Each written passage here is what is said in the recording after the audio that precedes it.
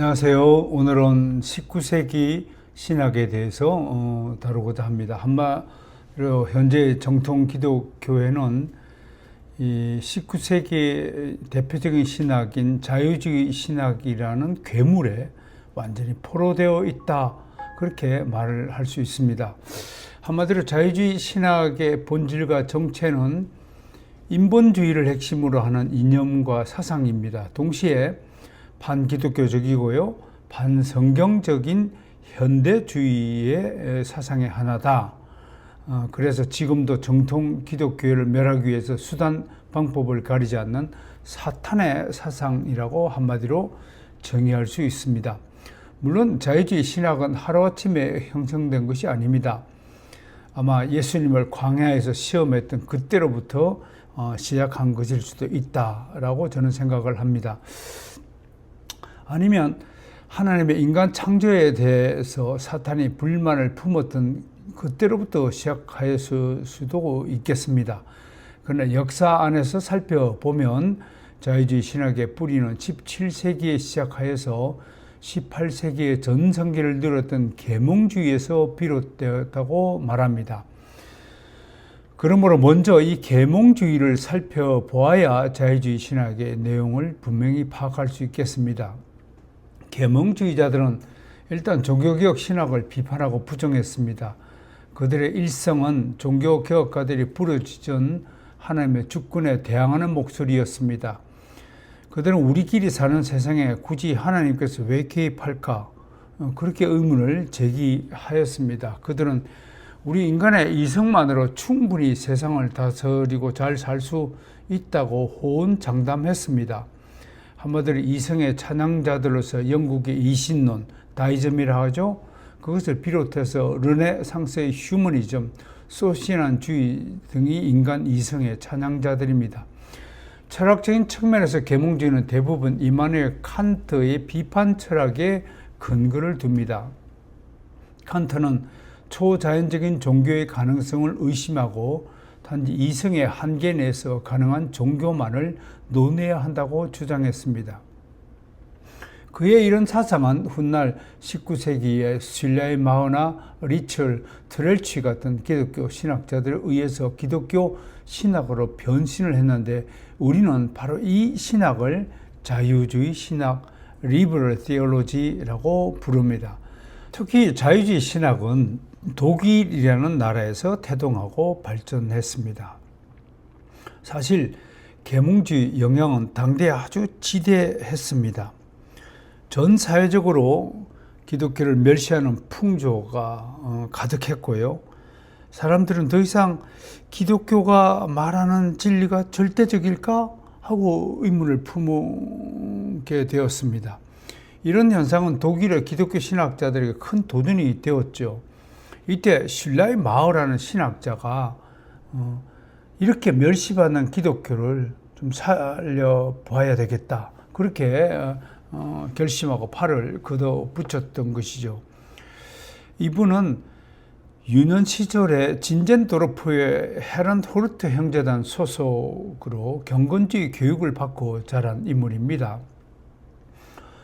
1804년 칸트가 죽던 해에 할레 대학을 졸업하고 여러 사람과 힘을 합쳐서 베를린 대학을 설립한 일에 공헌하기도 했죠.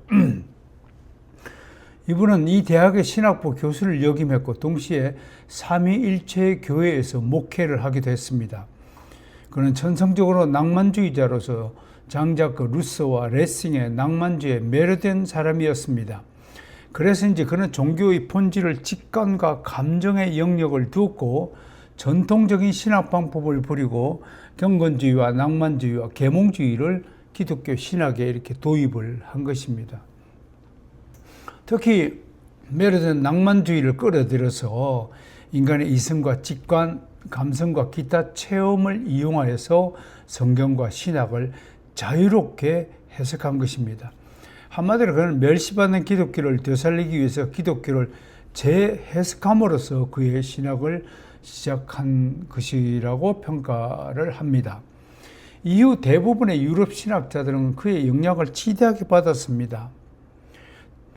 대부분 우리 주변에도 감성이 이렇게 뛰어나신 분들은 이런 분위기를 잘 타고 영향을 받는 것 같다고 생각이 듭니다. 슐라임 마을을 혹독하게 비판한 칼 바르트는 당시 슐라임 마을의 영향을 벗어난 신학자는 아무도 없었다고 평할 정도였습니다. 그래서 후세 사가들은 이분을 자유주의 신학의 아버지라고 칭하고 있습니다. 슐라임 마을의 자유주의 신학을 더욱 발전시킨 장본이 나타납니다. 바로 그의 제자, 그의 뒤를 이은 리철이라는 인물입니다. 슐라임 마허가 인간의 감정을 신학의 주제로 삼았다면 리철은 칸트의 가르침에 따라서 인간의 윤리를 신학의 중심에 두었습니다. 리철은 예수를 구속자가 아니라 인간이 따라야 할 위대한 윤리의 모범으로 제시하였습니다. 하나님 나라는 그런 예수와 함께 발전하고 성숙해가는 도덕적인 나라라고 정의했습니다. 특히 그런 죄에 대해서 규정하기를 죄는 무지의 결과라고 하고서 예수의 구속이 없이도 좋은 양육과 교육으로 충분히 교정될 수 있는 문제라고 했습니다. 리첼의 이 생각 하나만으로도 자유주의 신학이 지향하는 것이 어디인가 우리는 충분히 짐작할 수 있을 것입니다. 중요한 것은 이들 자유주의 신학이 주장하는 바가 무엇인가를 정리한 일입니다. 저는 크게 4가지 범주를 가지고 여러분에게 자유주의 신학을 소개해 보겠습니다. 첫째, 이들은 인간의 이성과 경험을 매우 중요하게 여깁니다. 하나님의 계시를 중요하게 여기는 것이 아니라 하나님의 계시를 결국 해석하는 주체는 우리 인간의 이성이고 그 계시를 경험하는 것이 매우 더 중요하다, 그렇게 여긴다는 것입니다. 다시 말해서 이성은 신앙뿐 아니라 진리와 과학적 지식을 이해하는 중요한 수단이라고 생각하는 것입니다. 그래서 당연히 하나님의 계시는 절대적인 진리의 전달 수단으로 받아들이지 않고 비판적으로 대합니다. 이들은 경건주의가 강조한 개인주의적 성격 연구의 영향을 받고서 전통적인 신학 연구 및 해석 방법을 버리고 인간의 자율성을 활용하여 성경과 기독교의 근본 교리를 이성과 감정과 그리고 경험적으로 자유롭게 재해석하는 작업을 했습니다. 저는 자유주의 신학이야말로 정통 기독교 신학의 얼굴에 생채기를 내었다, 그런 대적자들이다라고 평가를 합니다. 두 번째, 이들은 성경을 100% 하나님의 계시의 말씀으로 믿지 않습니다. 이들은 성경은 역사 속에서 특별히 기독교적 지식에 출중한 전문가들에 의해 각색된 작품이라고 생각을 합니다. 성경의 모든 내용을 문자 그대로 역사적 사실로 보지 않습니다. 이들은 성경의 각 책이 기록된 시대적, 문화적 배경을 바탕에 깔고 그 내용들을 비판적인 입장에서 논하기를 절개합니다. 이들은 절대적으로 계시 의존 사색가들이 아닙니다. 인간 이성에 의존한 평가자들이다, 그렇게 볼 수 있겠습니다. 셋째, 무엇보다 이들은 예수님에 대한 기본적인 이해가 우리와 다릅니다. 이들은 성경에 기록된 예수님의 이적이나 초자연적인 사건을 사실로 받아들이지 않고 하나의 문학적인 서술로 봅니다. 대신에 예수님의 인격과 삶의 모범에 더 큰 관심을 둡니다. 결과적으로 이들의 기독교회는 단지 윤리적 차원에 머물고 있는 여러 종교 중 하나로 전락하고 만 것이죠. 이들은 시종일관 소위 역사적 예수를 강조합니다. 아무튼 역사적 예수에 매달린 사람들이라고 볼 수 있습니다. 이것은 성경에서 예수의 신성에 대한 기록을 무시하고 오직 예수의 인성만 취하는 것입니다. 그 결과 예수 그리스도는 단지 도덕과 윤리의 모범으로서 타 종교의 지도자 중 한 사람으로 전락하고 말았습니다. 사랑하는 성도 여러분, 여러분은 예수 그리스도가 소위 말하는 4대 성인 중 한 사람 사람으로서 존중하고 그를 믿고 따릅니까? 그렇게 되면 당연히 기독교는 참 진리를 가진 구원의 종교가 아니라, 유일한 구원의 종교가 아니라 여러 종교 중 하나가 되지 않겠습니까? 과연 여러분은 여러 종교 중 하나의 기독교를 믿고 따르고 지금도 예배를 드리고 있다는 말이 된다는 말입니까? 기독교가 과연 그렇다면 과연 우리가 무엇 때문에 주일 성수를 하고 구원에 대한 열망을 가지고 복음을 전도한다고 열심을 내어야 한단 말입니까? 그런 건 절대 아니라고 봐야 하지 않겠습니까? 넷째로 기독교 신앙의 기준과 원리 및 방향성들을 이 자유주의자들이 심각하게 왜곡하였습니다. 알다시피 기독교 신앙의 1차적 목표가 무엇입니까? 영혼 구원이 아니겠습니까? 전적으로 타락한 인간은 자력으로 구원에 이를 수 있는 능력을 상실한 존재이기 때문에 예수 그리스도라는 절대적인 구원자의 도움이 필요한 것이죠. 그러나 자유주의자들은 기독교 신앙의 근본적인 목표 혹은 목적을 개인의 구원보다 사회의 정의나 평화로운 세상의 건설, 인권의 신장, 빈곤 문제 해결 등 정치적 이슈에 방점을 두고 있습니다. 이들은 정통 기독교가 그동안 개인의 영혼 구원에만 매달린 우를 범했다고 오히려 우리를 공격합니다. 그것보다 기독교는 전 사회를 구원하기 위한 복음에 정진해야 한다고 강조합니다. 한편으로 자유주의 신학은 철학적인 차원에서 내재적인 신학이라고 정의합니다. 즉 유한자와 무한자의 관계성을 파괴한 일에서 자유주의 신학이 출발했기 때문에 이런 목소리를 내는 것입니다. 이들은 계시 중심의 신학을 버리고 점점 인간 이성과 감정 중심의 신학으로 기울이다 보니 점점 개인적이고 내재적인 신학으로 기울어졌습니다. 앞에서도 언급했다시피 자유주의 신학의 창시자인 슐라이마르는 신앙을 초월적인 하나님이라는 궁극적인 존재에 대한 말씀 중심이 아니라 신적 느낌이나 그 느낌에 대한 인간의 감정으로 이해했습니다. 그것이 신앙이라고 본 것입니다. 이러한 종교적 감정을 가지고 한 인간이 자신의 한계를 넘어 무한자와 교제하는 것을 신앙의 본질로 삼았던 것이죠. 그는 계몽주의를 극복하려고자 시도했지만 여전히 계몽주의가 가르치는 인본주의 사상을 버리지 못하는 모습을 가진 것입니다. 과연 우리가 품고 있는 믿음이 단순히 하나의 감정에 불과하단 말입니까? 특히 자유주의 신학의 특별한 관심은 두 가지 주제에 집중됩니다. 하나는 인간의 이상이고 다른 하나는 자연입니다. 그러므로 당연히 이들은 성경의 초자연적인 주제들을 수용하지 못합니다. 종교도 하나의 자연주의 안에 머물러야 된다고 보는 것이죠.